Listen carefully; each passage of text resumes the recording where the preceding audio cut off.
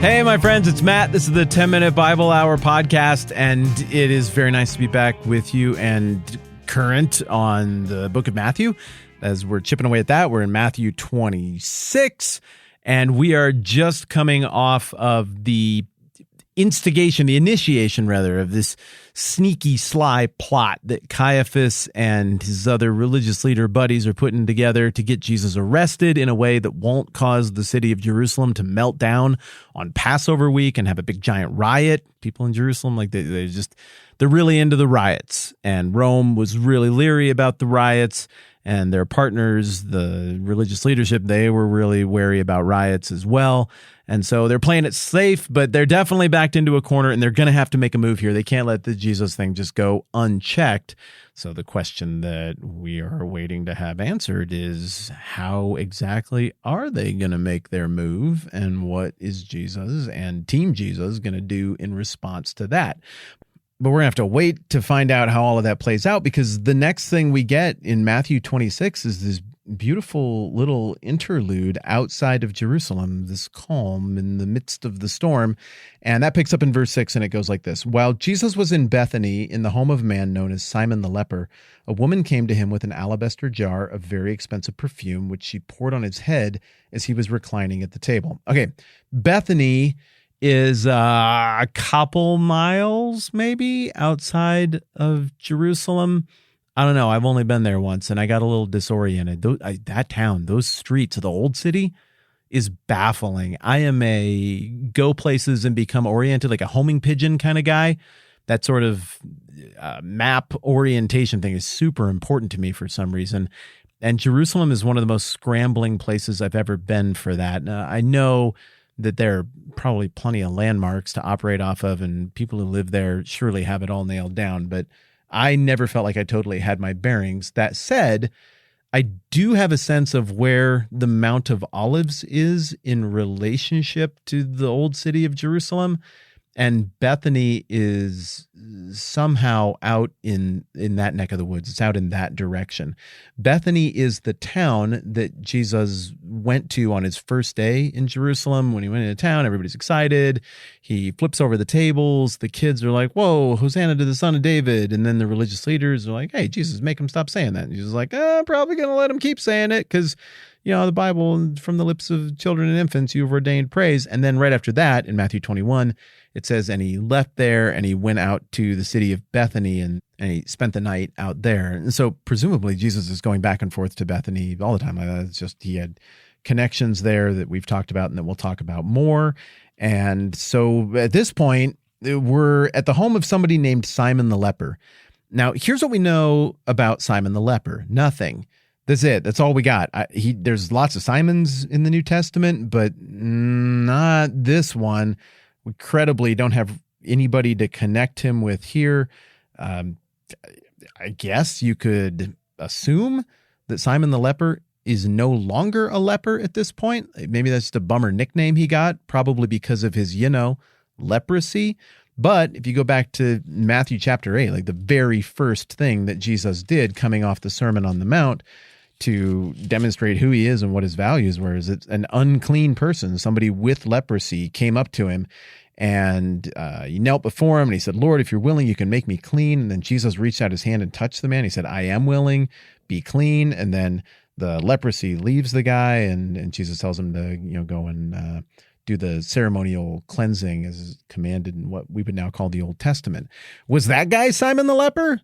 Well, I mean, I don't know. It maybe, could be. There's no reason to actually think that. And if it was the same guy, you'd think Matthew would have drawn that connection himself. I mean, why not draw the connection? It's symmetrical. Matthew seems to like paying off plot points like that. So no, I think it's safer just to assume that the Simon the Leper guy is, one, somebody we don't meet anywhere else, and two, no longer a leper. Now, maybe he is. I mean, I don't know. I guess Jesus, in light of what he taught about clean and unclean and those regulations in the Old Testament, I don't see any reason why Jesus wouldn't hang out with a leper, but it would have been pretty unpopular with other people to knowingly and publicly lounge around with somebody who has leprosy And then imagine you're going to go into Jerusalem and celebrate the Passover and the Feast of Unleavened Bread.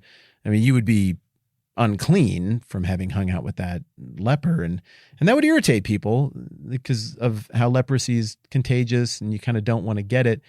But the fact that this guy has a house and he just lives in Bethany says that for whatever reason, he just kept the name, the leper. I don't know what kind of points he thought he was scoring with that, but he's long since over the leprosy and maybe everybody knew it. So whatever the case, the leprosy thing, it just doesn't even come up anymore. So Simon the leper, matter of fact, that's whose house it is. And then while we're there, a woman came up to him with an alabaster jar of very expensive perfume. Now, alabaster is a thing that jars can be made out of, and it's of such a consistency that it could hold expensive perfumes without the perfume. I'm making crap up. I don't actually know what alabaster is, and I'm embarrassed, but I have my phone right here. I've heard people say alabaster before, and I know that they make jars out of it, but I'm being exposed. Alabaster. All right, here we go. It's a compact, fine-textured, usually white and translucent gypsum. It's drywall, often carved into vases and ornaments.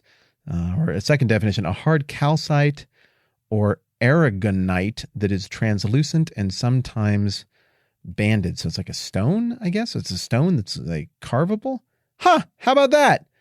Well, now I know. I have absolutely nothing else to say about the fact that the jar was alabaster. If that symbolizes something or means something, I guess I just would have needed more time to have known what alabaster actually is to have brought you that super intelligent insight. So we got a jar. I don't know if that's an expensive one or a cheap one, but the perfume's expensive. And then she pours it out on Jesus' head as he's reclining at the table. Now, the reclining I can picture at least. Even if you go and look at old Roman art or Eastern Mediterranean art, this whole Mediterranean world, the whole recline at the table thing was how people did stuff. And let me tell you, I kind of think that was better. I like the sort of puritanical country kitchen, sit at the old oak table and eat and elbows off the table, please. That's cool. But I like the idea of everybody just lounging around and taking your time and working through that food real slow-like and having it be like, this is where we hang out. This is what we're doing today. So get super, super comfy. We ate at a place in Palestine with my family that was kind of by like the field where they traditionally say that the shepherds were keeping watch over their flocks at night. And it was this kind of thing. Like it was very clear from the moment we walked in, you're supposed to be here for a while. And I super enjoyed it. And they just kept bringing all kinds of different food.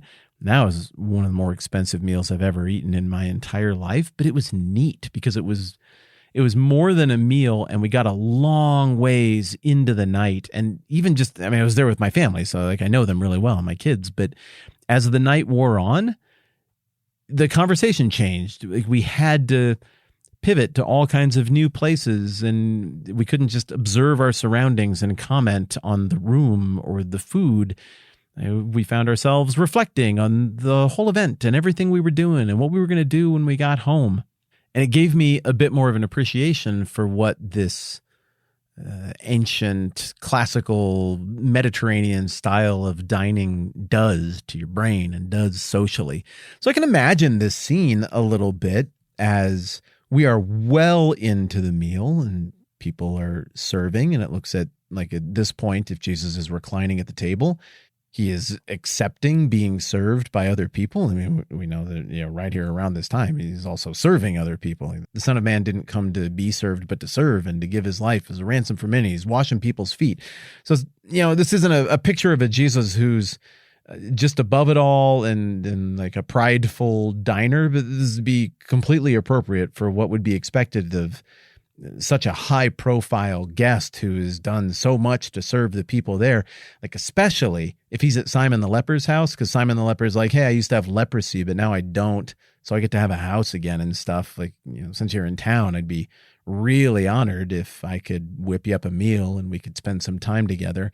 I mean, it's pretty crazy if you think about it that way. Simon the leper, like is a dude whose name comes up once. We know nothing else about him, but right here in the middle of the most pivotal, important moment in like all of human history, he gets to grab a sit down and a bite to eat with Jesus for an extended period of time. I mean, what a unique claim to fame he has. And so it seems like Simon the leper gets it. He understands the moment. He understands how big a deal this is. And it seems like this, quote, woman who came to him with an alabaster jar of expensive perfume, it seems like she also gets it because she's pouring out the entire thing, which she poured out on his head as he was reclining at the table. And tomorrow we're going to picture a little bit more about what that scene might have looked like and the reaction that draws from people who are watching this very expensive thing just get dumped out all at once in this seemingly spontaneous moment.